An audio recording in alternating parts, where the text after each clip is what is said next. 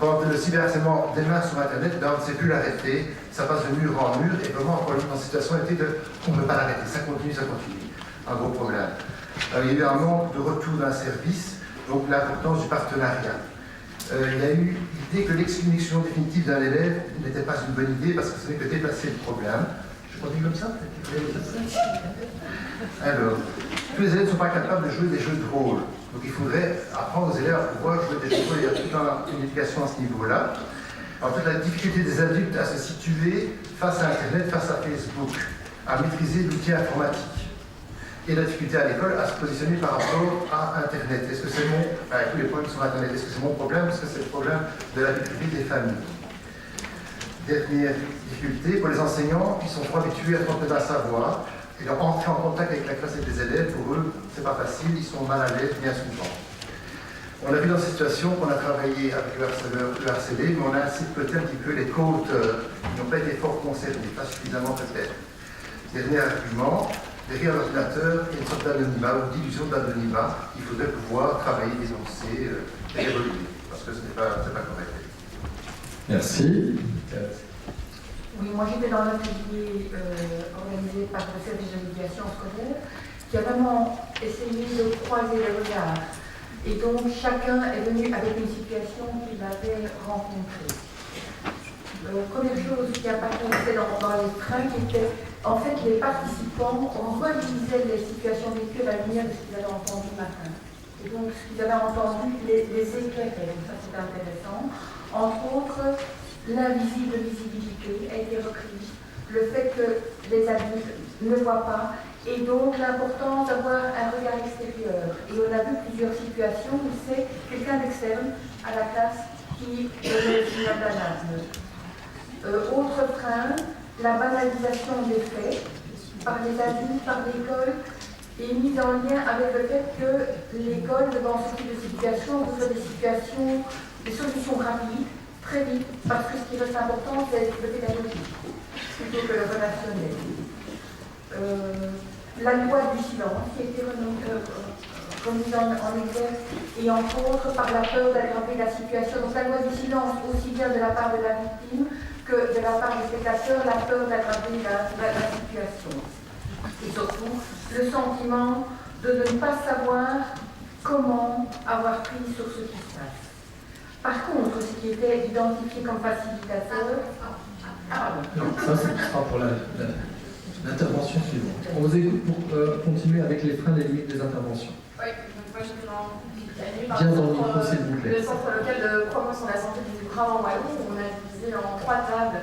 On a travaillé le contexte sociétal, familial et les interventions au niveau de l'école. Alors les freins qui sont sortis, c'était le temps évidemment qui est limité souvent dans l'école, le temps pour intervenir, et puis ça prend du temps l'intervention. C'est aussi les interventions qui sont souvent dans l'urgence, et c'est difficile de travailler dans cette urgence. On a parlé aussi des enjeux institutionnels qui existaient entre les différents partenaires d'un projet. Souvent ces enjeux ne sont pas souvent explicites. On s'est rendu compte que la manière d'intervenir était très différente en fonction du public particulier avec lequel on travaillait. On ne va pas agir de la même façon quand on est dans une école spécialisée ou non. Et puis il y a tout ce contexte sociétal. Quelle est la place de l'école aujourd'hui? C'est un frein. Est-ce qu'elle a toujours sa place? Quelle est sa place réellement? Est-ce que finalement la société ne renvoie pas aussi elle-même une violence avec ces écoles élitistes? Est-ce que l'école ne produit pas des inégalités? Et puis aussi les valeurs qui sont prônées par l'école, est-ce qu'elles sont les mêmes que celles de la société? Plus par rapport vraiment aux freins liés à la famille, on s'est rendu compte qu'il y avait toujours, la famille venait toujours dans un contexte de dualisation. Il y a une victime et harcelée, moi j'ai envie de savoir ce qui se passe en tant que parent, j'ai envie de trouver le coupable, ils viennent avec un débordement émotionnel, il faut gérer ce débordement émotionnel. Et il repose aussi la question de la responsabilité, il veut savoir qui est responsable de ça. Merci. Moi j'ai participé à l'atelier animé par les équipes mobiles et donc en fait c'était un peu particulier. Donc il a été demandé aux participants de matérialiser au moyen de sculptures corporelles une situation de harcèlement et une situation de non-harcèlement. Alors là plusieurs freins sont apparus. Donc déjà la variété dans les représentations que les participants avaient par rapport à la situation de harcèlement. Donc il y avait énormément de représentations différentes par rapport à ce qu'est une situation de harcèlement, ce qui pose la question de qu'est-ce qu'une situation de harcèlement, bien d'accord. Alors, il y avait également donc, représentation de la rupture des liens. Donc les liens étaient rompus entre les différents protagonistes impliqués dans la situation de harcèlement. Il était mis en évidence l'isolement de la victime, le rapport de force entre les différents protagonistes impliqués dans la situation de harcèlement. Certains ont parlé de victimes écrasées. La difficulté pour les professionnels d'identifier les étapes permettant de passer d'une situation de harcèlement à une situation de non-harcèlement. Et alors, l'assignation de rôles sociaux. Donc en fait, certains ont parlé de la position du harceleur qui n'est pas forcément confortable non plus. Et donc le fait qu'en tant qu'élève, en tant que professionnel, on est parfois figé dans certains rôles sociaux et qu'il faut faire avec ces rôles sociaux. Merci Déborah pour ces certaines limites encore. J'étais dans l'atelier qui parlait plus spécifiquement du harcèlement discriminatoire, mais on s'est rendu compte que la majeure partie des harcèlements qui étaient évoqués étaient des harcèlements discriminatoires, comme ceux qui étaient présentés ce matin. Alors, un des freins limites, c'était que certains participants se sont rendus compte qu'ils manquaient de connaissances par rapport aux services qui pouvaient intervenir. Par exemple, parmi les services organisateurs du colloque aujourd'hui, certains étaient inconnus des participants, ils étaient heureux de savoir que c'était une ressource qui était mobilisable. Au niveau du harcèlement, dans les situations, un des freins, c'est que soit la direction ne reconnaît pas que c'est un harcèlement, soit la direction préfère l'enfoncer dans le silence, c'est-à-dire que la gestion du harcèlement est plus embêtante que le déni, et donc le déni est un choix volontairement assumé. Alors, un autre frein, c'est que les élèves, mais parfois aussi les professeurs et parfois aussi la direction, se trouvent eux-mêmes dans des situations de violence institutionnelle parce que l'école n'est pas adaptée ou n'offre pas les ressources qui sont nécessaires par rapport à la situation les situations qui sont réellement vécues dans l'école. Et donc, elle est génératrice elle-même de violence. Et donc, c'est difficile de plaider pour une école avec un climat serein si déjà l'école crée elle-même des violences. Il y avait aussi des difficultés plus concrètes, par exemple dans des cas de harcèlement verbal, la difficulté de donner une preuve, de faire remonter les faits et de montrer que quelque chose s'est réellement passé. Alors il y avait également le fait aussi concret que les harcèlements se passent souvent dans des lieux hors surveillance, ou alors lorsqu'ils se passent dans des lieux de surveillance comme dans les écoles primaires. La surveillance est assurée par les auxiliaires d'éducation et qu'ils ne sont pas ni formés, pas formés pour gérer des situations ni de conflit, ni de harcèlement, et que ce sont des personnes qui sont avec un statut, un revenu et des situations très, très fragiles et qui pèsent sur ces personnes-là dans ces cadres-là.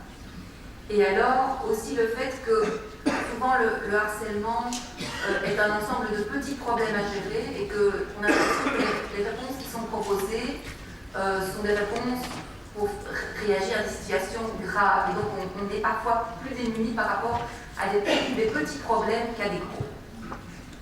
Je propose qu'on reparte avec toi, Déborah, pour ce qui sont les facilitants. Alors ici, on a en même temps une série de constats. J'ai ravi d'apprendre que vous appelez Déborah aussi. J'ai excusé, j'étais surpris, vous ne pouvez pas le savoir. Là, c'est quand on met les hommes à l'honneur. Pour éviter que ce soit toujours les derniers. Donc, je poursuis. Un des facilitants, c'est quand on retrouve dans toutes les parties la volonté de créer un climat de restauration.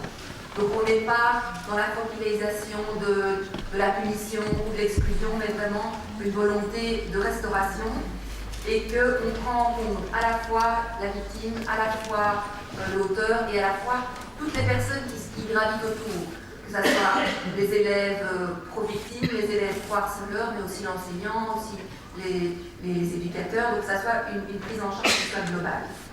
Alors, en amont, encore plus en amont, c'est lorsqu'on fait un projet de prévention, et d'autant plus quand le projet de prévention est mené par plusieurs écoles. C'est-à-dire qu'il y a des fois des directions qui hésitent à mener un projet de prévention de peur d'être désignée comme une école qui a nécessairement des problèmes puisqu'elle mène un projet de prévention. Et donc, peur d'une mauvaise pub, les projets de prévention n'entrent pas toujours, tandis que quand dans toute une région, il y a plein de projets de prévention qui se mettent en place, ce n'est pas une reconnaissance d'échec, c'est plutôt une attitude proactive. Donc quand il y a un effet contagion. Et alors, la dernière chose, le fait de connaître la législation peut permettre aux intervenants de légitimer une intervention, de dire voilà, il y a des outils légaux qui font que c'est interdit, et comme c'est interdit, je me sens légitime pour intervenir. On poursuit. Oui, donc les participants ont d'abord, dans le cadre de l'atelier, réalisé, donc, au moyen de leur corps, une situation de harcèlement. Et puis, dans un deuxième temps, on a réalisé une situation de non-harcèlement. Et donc, les participants ont pu identifier ce qui facilitait le passage d'une situation de harcèlement à une situation de non-harcèlement. Et clairement, autant dans la situation de harcèlement, on était dans une rupture de lien, autant dans la situation de non-harcèlement, chacun a tenté de restaurer les liens. Donc, que ce soit en plaçant une figure d'aide, donc un tiers auprès de la victime, que ce soit en travaillant sur les ressources internes à la victime. Donc, certains ont parlé de permettre à la victime de pouvoir se redresser. Dans le cadre de notre sculpture corporelle, la victime était vraiment sur le sol, la tête entre les mains. Et donc, certains ont parlé de pouvoir redonner à la victime des ressources pour lui permettre de se redresser. Et alors, donc, des moyens comme le dialogue, des actions directement auprès des auteurs également ont été envisagés comme des facilitants. Enfin, on a mis l'accent sur le fait de pouvoir travailler avec le ressenti des différents protagonistes impliqués dans la situation de non-harcèlement. Alors, de notre côté, les facilitants, c'est la collaboration entre les différents partenaires. C'est aussi avoir un projet au sein de l'école. C'est mener un travail en collectif qui soutient un travail souvent individuel. C'est aussi la prévention par les pairs, qui peut être un facilitant. Les professionnels aussi se disent vouloir en tout cas être à l'écoute, développer de l'empathie entre tous les professionnels. Ils ont exprimé aussi dans différents groupes l'importance d'avoir un rôle de médiateur, un rôle de tiers, de ne pas être jugeant par rapport à la famille notamment. C'est aussi développer sa vigilance, développer l'observation. Et un des éléments aussi qui est très apparu au niveau des familles, c'était l'importance de communiquer vers les parents et l'importance de communiquer régulièrement. C'était aussi d'offrir un cadre sécurisant. Un cadre sécurisant, c'est aussi un cadre qui est clair, dans lequel on définit nos limites, les limites de nos interventions. C'est de rendre visibles aussi les projets qui sont menés, et je l'ai déjà dit de manière régulière, c'est aussi être sûr de son projet. C'est-à-dire avoir le soutien de l'ensemble de l'équipe éducative, de la direction, et se soutenir quand on va à la rencontre des parents pour exprimer un projet. Et donc c'est développer aussi un climat de confiance entre la famille et l'école. Et la consigne de ne pas répéter, donc la plupart des choses étaient variées au fur et à mesure. Il y en a une qui n'a pas été nommée, c'est le fait que dans l'école, il y ait un règlement d'ordre intérieur qui est accessible aux élèves et sur lequel il y a un consensus et sur lequel on peut prendre appui pour parler de la situation qui pose problème. Merci de l'avoir mis en place. Et enfin. Donc on a une série d'éléments qui viennent de la situation et une série d'éléments de réflexion du groupe. D'abord, savoir que le harcèlement existe dans une école, que c'est possible. Première condition pour faire quelque chose. C'est le cas dans cette école-là, enfin, c'est quasiment découvert en tout cas. Être proche des élèves, physiquement, être proche d'eux et psychologiquement. On a insisté sur la collaboration avec la direction et le centre PMS. Je passe la collaboration avec les parents qui a été énoncée. Alors, quelque chose d'intéressant, une journée sur le harcèlement en Flandre, ça a pu être apporté dans cette école-là, dans une sensibilisation au harcèlement. Le fait de ne pas banaliser, on l'a peut-être déjà dit, c'est quand même important ce cas-ci aussi. Inviter les élèves à se mettre dans les différents rôles de victime, d'agresseur et de témoin. Alors, quelque chose d'un petit peu original, peut-être la position claire de l'autorité. L'autorité qui doit avoir une sanction, qui devrait avoir une sanction disciplinaire, un message clair, on ne fait pas ça, on n'accepte pas ça, tu as une sanction. Et une autre dimension, c'est la sanction réparatrice en rapport avec le dommage occasionné. Une dimension aussi très importante, l'exemple des adultes. Comment faire en sorte que les jeunes se respectent et ne se harcèlent pas entre eux, si déjà les adultes exercent du harcèlement entre eux ou par rapport à certains élèves. Un autre moyen très efficace selon le groupe, c'est les témoignages, films, témoignages et autres, et les simulations. Voilà. Créer des lieux où s'exprimer, avoir un projet de prévention harcèlement au sein de l'école, ne pas être tout seul avec ça. Impliquer les jeunes dans la gestion d'un harcèlement, parce qu'eux aussi ont des idées. Et c'est très important de se mettre à leur écoute à ce moment-là. Interpeller la classe par l'articulé, évidemment. Et l'Université de Paix reprend une technique qui s'appelle no blame, C'est l'adulte qui, lui, est demandeur de la résolution du problème et invite non pas toute la classe à travailler le problème, mais certains élèves agressés, certains élèves agresseurs. Donc, les élèves qui se tiennent plus avec l'agresseur, les élèves qui se tiennent plus avec la personne agressée, et en une méthodologie particulière, arriver à une paix, à les concilier. Je vous propose de garder la parole pour les besoins et les attentes identifiés en matière de prévention. Alors, les attentes ici concernent la difficulté de conscientiser les élèves par rapport au cyberharcèlement. Comment les rendre conscients de leurs actions sur les réseaux sociaux? Comment leur faire prendre conscience de ça? Une idée serait, mais bon, c'est peut-être pas réaliste, avoir un signal d'alarme sur Facebook par exemple, pouvoir dire bon, ça ne va pas, ou réfléchir à cette possibilité-là. Ne pas faire n'importe quoi et arriver à se mettre des limites ou à mettre des limites. Travailler sur les limites entre l'intime, le personnel et le public, ce qu'on garde pour soi et ce qu'on peut partager. Sensibiliser les parents, disposer d'une information adaptée au large public et disponible, très accessible. Et il y a aussi l'idée que des services, que ceux qui sont présents aujourd'hui, puissent être plus présents dans les écoles pour soutenir les enseignants. Merci, Thérèse. Oui, le besoin et attente d'information, comme on l'a reçu ce matin. Donc, pour plusieurs participants, ce qu'ils avaient entendu ce matin les éclairait vraiment. Besoin de soutien dans des interventions à faire dans l'école, donc l'école qui demande, qui est des services externes qui ont un regard plus distant et plus neutre. Et donc un besoin aussi de formation sur la manière d'aborder ce type de questions. Je rejoins aussi peut-être par rapport à la meilleure sensibilisation de tous les partenaires. C'est souvent un manque de ressources aussi pour intervenir dans l'urgence. Ils disent aussi vouloir mobiliser plus d'intervenants, être plus nombreux à intervenir. C'est aussi parfois utiliser des méthodes décalées pour sensibiliser, avoir plus de temps. Développer aussi des projets pendant les temps libres. Il y avait aussi toute la question au niveau sociétal d'essayer de trouver une société qui travaille plus une idéologie d'entraide.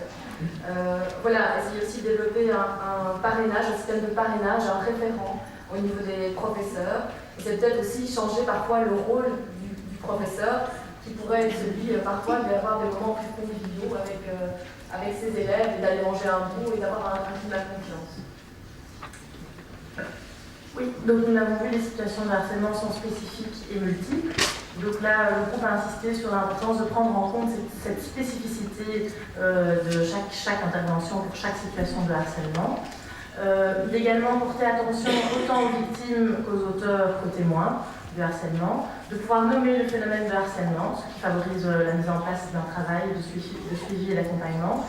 Et alors surtout de pouvoir travailler en co-construction pour une recherche de solutions qui mobiliserait les ressources de l'établissement, mais aussi la culture de l'établissement.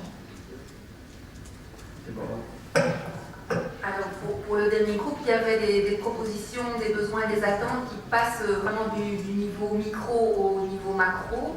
Alors si je passe à partir du niveau macro, c'est une attente pour une politique, c'est-à-dire une impulsion politique qui soit plus articulée, plus structurelle. C'est-à-dire qu'on disait, certains intervenants disaient, oui mais on est tous en train de discuter ici, mais c'est le pouvoir politique qui devrait décider.